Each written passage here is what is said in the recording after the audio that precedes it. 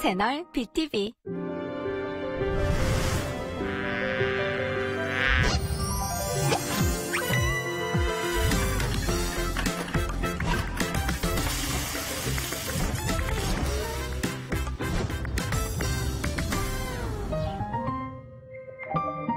채널 BTV.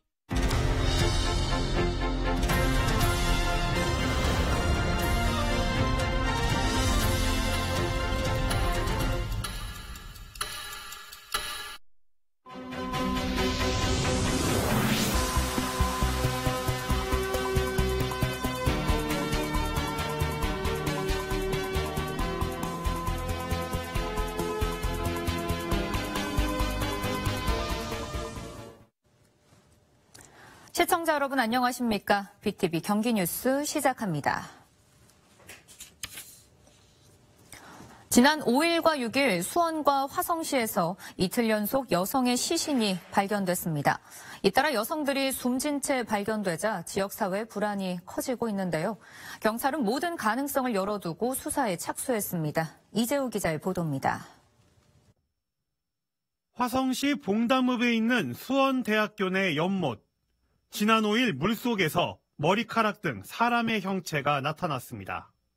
신고를 받고 출동한 경찰이 시신을 수습했고 주변에서 유서로 보이는 메모도 발견했습니다.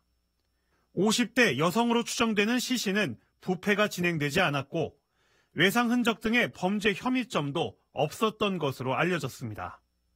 다음 날인 6일엔 수원 광교에서 여성이 숨진 채 발견됐습니다. 동서원 IC 인근 도로변 배수로에서 발견된 50대 여성 A씨는 발견 당시 옷이 벗겨진 상태였습니다. 시신 주변엔 A씨의 것으로 보이는 옷과 신발 등이 있었고 유서나 메모 등은 발견되지 않았습니다. 시신은 수원시청 공무원이 해빙기 안전 점검을 나갔다가 발견한 것으로 알려졌습니다. 경찰은 A씨의 몸에서 옅은 멍자국 등이 발견됐다며 타살은 물론 지병으로 인한 사망 등 모든 가능성을 열어두고 수사에 착수했습니다. 아울러 정확한 사망 원인을 파악하기 위해 국립과학수사연구소에 부검을 의뢰했다고 밝혔습니다. BTV 뉴스 이지호입니다. 부동산 경기가 얼어붙으면서 경기 지역의 미분양 아파트가 빠른 증가세를 보이고 있습니다. 고분양가 논란으로 물량을 털어내지 못하는 단지들이 속출하고 있고 준공 후에도 분양되지 않고 있는 이른바 악성 미분양 물량도 1년 새 2배 가까이 늘어났습니다. 박희봉 기자가 보도합니다. 수원시 권선구에서 분양 중인 아파트입니다. 매교역 바로 옆에 있던 주택단지를 재개발해 2,178가구 대단지를 조성합니다. 이 아파트의 84제곱미터 분양가는 8억 9천만 원대. 지난해 말 1, 2순위 청약을 진행해 3대1이 넘는 경쟁률을 기록했지만 일반 분양 세대 가운데 절반 이상이 계약을 포기했습니다. 계약금을 기존 10%에서 5%로 내리는 파격 혜택까지 내걸었지만 여전히 400가구 이상이 미분양입니다. 저희가 지금 우선위를 해서 진행을 했고 어제까지 접수를 했어요. 어제까지 해서 이틀 동안 저희가 접수를 받았고요. 화성시 봉담읍에 있는 이 오피스텔은 2년 전 준공됐지만 288세대 가운데 절반이 넘는 146세대가 여전히 미분양입니다. 분양 공급 당시 가격과 똑같은 금액을 유지해도 좀처럼 효과를 보지 못하고 있습니다. 이른바 악성 미분양이라 불리는 준공 후 미분양 아파트가 지난 1월 말 기준 경기 지역의 1,182세대로 전국에서 경남 다음으로 두 번째로 많았습니다. 1년 전과 비교해 2배 가까이 증가한 수치입니다. 준공 후 미분양 아파트는 화성시가 183세대로 도내에서 가장 많았고 용인과 부천, 남양주, 성남시 순으로 집계됐습니다. 비수도권뿐만 아니라 수도권도 분양시장이 얼어붙으면서 미분양 물량이 다시 증가세를 보이고 있는 겁니다. 업계에선 2, 3월 미분양 지표도 증가세가 유지될 것으로 예측하고 있습니다. 지금으로선 조금 늘어날 가능성도 있어요. 적어도 2년 전, 3년 전부터 진행된 사업들이 취소나 보류하지 못하고 계속 진행이 될 수밖에 없는 것들이라고 한다면은 아무래도 이런 물량들은 올해나 내년까지도 꾸준히 나올 가능성이 있고 여전히 미분양 물량으로 연계될 가능성이 지금은 충분히 있습니다. 최근 공사비 급등으로 분양가가 오르고 있는 가운데 늘어가는 미분양이 가격 인하 요인으로 작용할 수 있을지 주목됩니다. BTV 뉴스 박희붕입니다. 경기 지역의 올해 초등학교 입학생이 지난해보다 10% 감소한 것으로 집계됐습니다. 이런 추세라면 내년 초등학교 입학생은 10만 명대가 무너질 것이라는 전망도 나오고 있는데요. 올해에만 2개 학교가 폐교됐습니다. 보도에 주하영 기자입니다. 첨단 시스템 반도체 국가산단이 들어설 곳과 맞닿아 있는 용인 남곡초등학교 남곡분교장. 최근 폐교 수순을 밟고 있습니다. 지난 1946년 9월에 개교했는데 남곡초가 인근 아파트 단지로 이전했고 기존 학교가 분교로 남아 학사 과정을 운영해왔습니다. 그러나 수년째 신입생을 받지 못했고 지난 1월 6학년 학생 8명 졸업생을 마지막으로 남곡분교는 역사 속으로 사라지게 됐습니다. 경기도 내 올해 초등학교 1학년 입학생은 10만 1,749명. 지난해보다 약 12,400여 명, 10.4%나 줄었습니다. 이런 추세라면 내년 초등학교 신입생은 10만 명대 아래로 줄어들 것이라는 전망입니다. 올해 신입생이 아예 없는 도내 초등학교도 4곳, 여주 이포초, 홍천초, 파주 저감초, 포천 중리초 등 4곳은 신입생이 단 1명도 없습니다. 저출생 여파로 입학생이 없어 문을 닫는 학교도 수년째 이어가고 있습니다. 용인 남곡초등학교 남곡분교장을 비롯해 평택 내기초등학교 신용분교장 등이 올해 문을 닫았습니다. 지난 5년간 경기 지역에서는 총 11개 학교가 폐교 절차를 밟았습니다. 2019년 4개 학교, 20년 1개, 21년 2개, 22년 3개, 23년에는 1개 학교가 문을 닫았습니다. 전국에서 가장 많은 초등학생이 입학하는 지역인 경기도. 그러나 저출생 여파로 해마다 신입생은 줄어들고 있습니다. BTV 뉴스 주하영입니다. 이천시가 올해 수건 사업인 시립화장장 건립을 재개했는데요. 최종 예비 후보지 3곳이 결정됐습니다. 후보 지역 주민들은 화장장 유치에 비교적 적극적이지만 문제는 인근 지역의 반대가 가장 큰 변수로 작용할 것으로 보입니다. 백창현 기자가 보도합니다. 지난해까지 부바릅 수목장 근처에 시립화장장을 지으려 시도했던 이천시. 여주 시민들의 반대와 경기도의 제동으로 결국 무산됐는데 김경희 이천시장이 지난 신년 기자회견에서 절차 문제로 중단된 화장장을 올해 다시 건립하겠다고 선언했습니다. 절차적 문제로 중단된 이천시 화장장은 정도를 지켜 더욱 완벽하게 그리고 빠른 시간 내에 건립할 수 있도록 최선을 다하겠습니다. 이와 함께 화장장이 들어서는 지역과 인접지에 100억 원의 인센티브를 지급할 예정이라고 밝혔습니다. 이천시는 화장장 입지 공모를 통해 예비후보지 3곳을 최종 선정했습니다.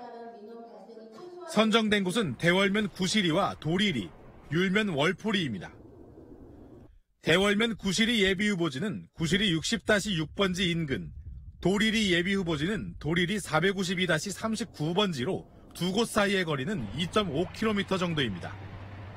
율면 월포리 예비후보지는 월포리 산 151로 이천시의 가장 남단에 자리 잡고 있다 보니 충북 음성군에 가깝습니다. 시립 화장장 건립을 추진하는 마을 주민은 화장장을 자기 마을에 꼭 지어달라고 말합니다. 여기 줄거리 사는 사람이 5-6집 되는데 괜찮다라고 얘기하니까 웬만하면 여기다 위치해줬으면 좋겠다고 생각합니다. 이에 대해 시 관계자는 인접지 주민들의 동의가 가장 중요하다며 3월 중 시립화장장 최종 후보지를 선정해 2026년 완공을 목표하려 한다고 밝혔습니다. BTV 뉴스 백창현입니다.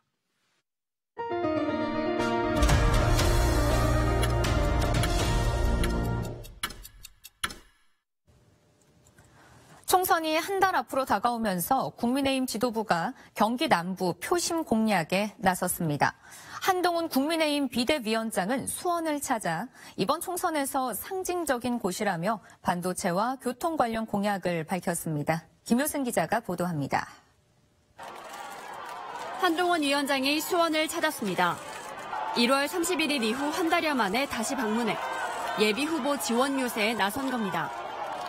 수원 남문시장을 찾은 한 위원장은 수원은 상징적 의미를 지닌 곳이라며 경쟁력 있는 여당 후보 지지를 호소했습니다. 우리 국민의힘 입장에서는 아주 상징적인 도시입니다. 누가 보더라도 경쟁력 있는 후보들을 공천했고 마음을 다해서 수원 시민들의 사랑을 받기 위해서 노력하려는 겁니다. 수원 지역은 지난 총선에서 5개 지역구 모두 민주당이 석권한 바 있습니다. 이에 대해 한 위원장은 그동안 민주당 의회 권력이 수원에 해준 게 뭐가 있냐며 시민들이 원하는 변화를 이루겠다고 밝혔습니다. 집권여당으로서 행정력 그리고 입법에서의 저희가 그 추진력을 확보한 상태에서 진짜 수원의 발전은 그리고 수원 시민들이 그동안 정말로 오래 바래오셨지만 민주당의 의회에서 해오지 않았던 것을 저희가 진짜로 해보이겠다. 이날 상인들과의 간담회와 지역 유세를 이어간 한 위원장은 윤 정부의 반도체 벨트 완성과 3호선 등 교통 문제 해결도 약속했습니다. 한동훈 위원장은 수원에 8일엔 성남과 용인 방문을 이어가는 등 경기 남부 지역 표심 공략에 집중하고 있습니다. 총선이 한 달여 앞으로 다가온 가운데 최대 승부처로 꼽히는 경기도를 놓고 여야 경쟁이 치열해질 것으로 보입니다. BTV 뉴스 김효수입니다. 이번 총선에서 화성시는 기존 가불병 선거구에서 정선거구가 추가됐습니다. 신설된 화성 정선거구에 본선 출마자를 가리기 위한 경선도 그만큼 치열한데요. 조대현, 전용기, 진석범 3자 구도가 만들어졌습니다. 김성원 기자입니다.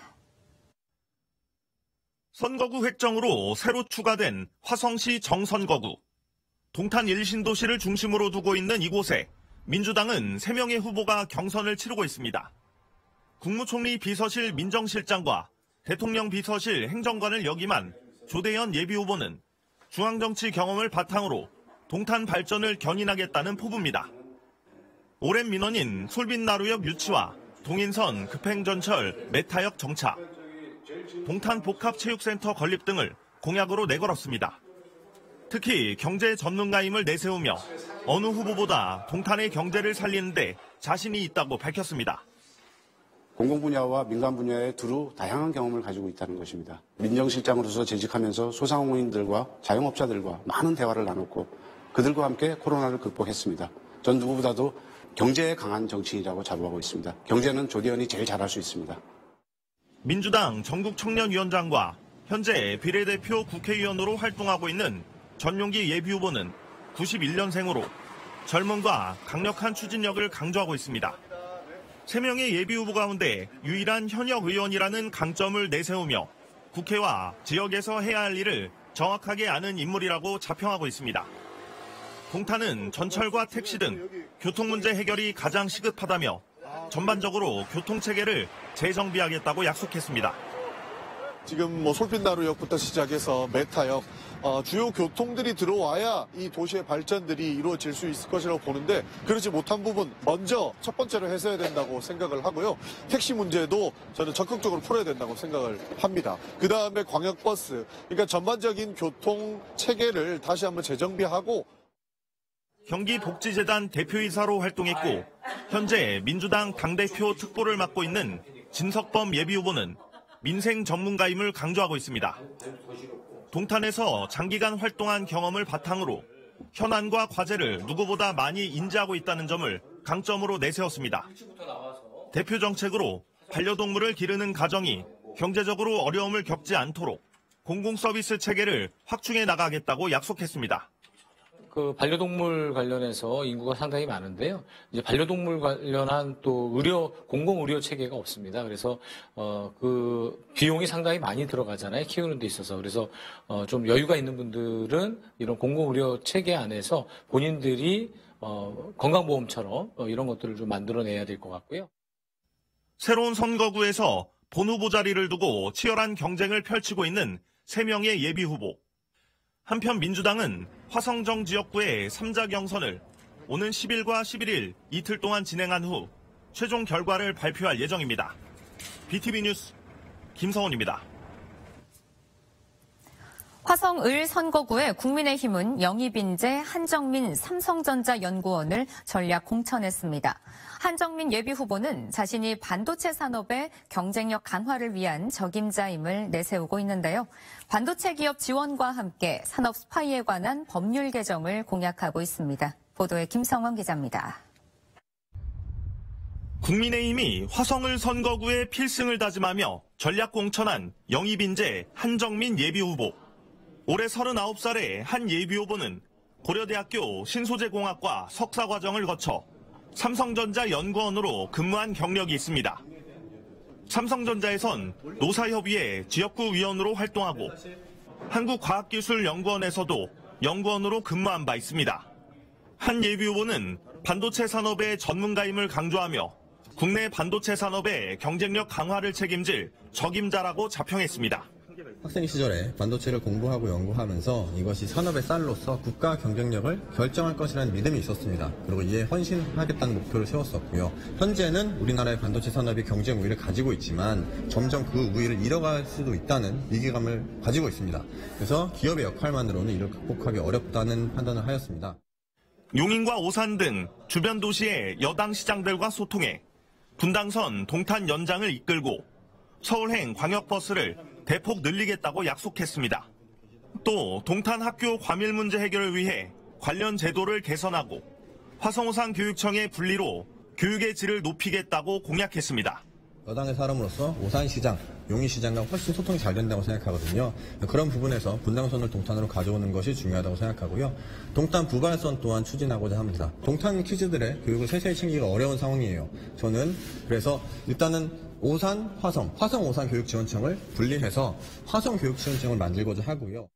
한 예비 후보는 또 반도체 공장의 감세를 위해 특별법을 만들고 국가 경쟁력과 공정 경쟁을 위해 산업 스파이 처벌도 강화하겠다고 밝혔습니다. 그러면서 화성을 지역구를 잘 아는 젊고 유능한 후보를 선택해 줄 것을 호소했습니다. BTV 뉴스 김성원입니다. 더불어민주당의 안양 동안을 선거구 후보는 이재정 현 국회의원으로 확정됐습니다. 경선 없이 단수 공천을 받으면서 3선 도전의 기회를 잡았는데요. 4년 전 탈환한 지역구를 반드시 지켜 민주당의 텃밭으로 만들겠다는 각오를 다지고 있습니다. 이창호 기자의 보도입니다. 더불어민주당에서는 안양 동안을 선거구에 1974년생인 이재정 예비후보가 나섭니다. 지난 2003년 사법시험에 합격해 변호사가 됐고 민변으로 불리는 민주사회를 위한 변호사 모임과 참여연대 등에서 활동하며 이름을 알렸습니다. 2016년 실시된 20대 국회의원 선거에서 더불어민주당 비례대표로 당선된 이후 민주당 원내 대변인을 맡으며 입지를 넓혀 나갔습니다. 4년 뒤인 2020년 21대 국회의원 선거 때는 안양 동안을 선거구에 출마해 당시 심재철 국회의원을 꺾고 재선에 성공했습니다. 지난 4년간 지켜온 안양 동안을 선거구를 진보의 텃밭으로 만들기 위해 다시 한번 도전합니다. 3선 도전의 기회를 잡은 이재정 예비후보는 윤석열 정부 심판과 지역 발전을 위한 공약으로 반드시 승리하겠다고 다짐했습니다. 윤석열 정부에서 조금씩 퇴행하고 있는 지점들에 대한 국민의 문제제기 강력하게 이번 총선에서도 저희가 목소리를 높여야 할 것 같습니다. 물론 안양 시민과의 전면을 통해서 우리가 또 우선시해야 되는 것들은 또 별도로 이렇게 투트랙으로 함께 시민을 설득할 생각입니다. 많은 지역 현안 중에 가장 중요한 숙제로는 1기 신도시인 평촌 신도시의 재정비를 꼽았습니다. 특별법은 제정됐지만 아직 시행령이 제정되지 않은 상태여서 주민들이 혼선을 빚는 상황을 염두에 둔 것으로 보입니다. 이재정 예비후보는 선도지구 지정 등 평촌 신도시를 새로운 미래 브랜드로 만드는 일에 역점을 두겠다고 강조했습니다.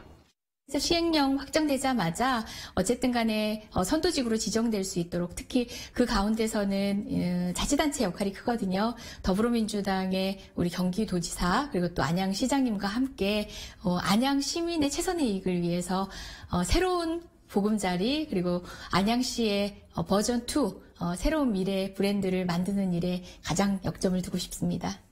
21대 총선에서 승리하며 국민의힘의 텃밭을 빼앗았던 민주당 이재정 예비후보. 국민의힘 심재철 예비후보와의 재대결에서 다시 한번 승리해 반드시 지역구를 지켜내겠다는 각오를 다지고 있습니다. BTV 뉴스 이창호입니다. 4월 국회의원 선거에서 평택 을 지역구에 출마했던 공재광 예비후보가 국민의힘 탈당을 선언했습니다. 평택시장을 지낸 공 예비후보는 7일 자신의 SNS에 자신을 지지해준 당원들에게 미안하다며 이제 광야에서 새 정치를 하겠다고 밝혔습니다. 한편 국민의힘은 지난 5일 평택 을 선거구에 정우성 포항공대 교수를 전략 공천했습니다.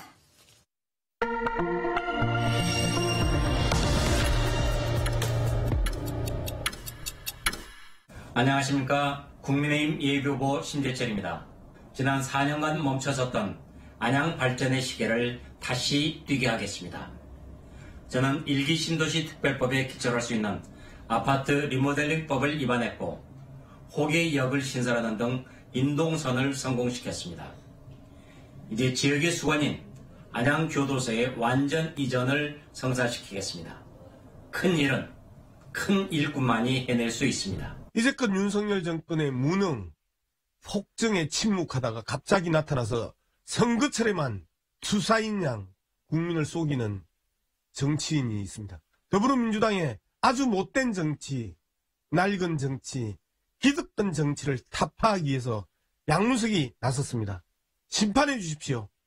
그 심판을 통해서 윤석열 정권의 심판과 탄핵과 타도에 양문석이 앞장서겠습니다. 안산시 을 예비후보 박용일입니다. 안산의 번영을 희망하는 안산 시민들은 오래된 민주당 횡포를 끊어야 할 때가 왔다고 느끼고 있습니다. 안산은 이번엔 바꿔보자는 변화의 바람이 불고 있습니다. 그 변화의 바람의 중심에 선 진심과 열정의 안산 청년 박용일은 안산을 젊고 활력 있는 도시로 만들겠습니다.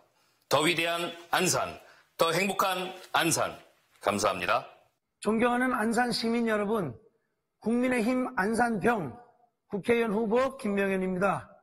김명현이 시작한 지역 현안을 남의 손에 잠시 맡겼더니 되는 게 하나도 없다고 합니다. 이제는 우리 안산에도 힘있는 여당 3선 국회의원이 필요한 때입니다.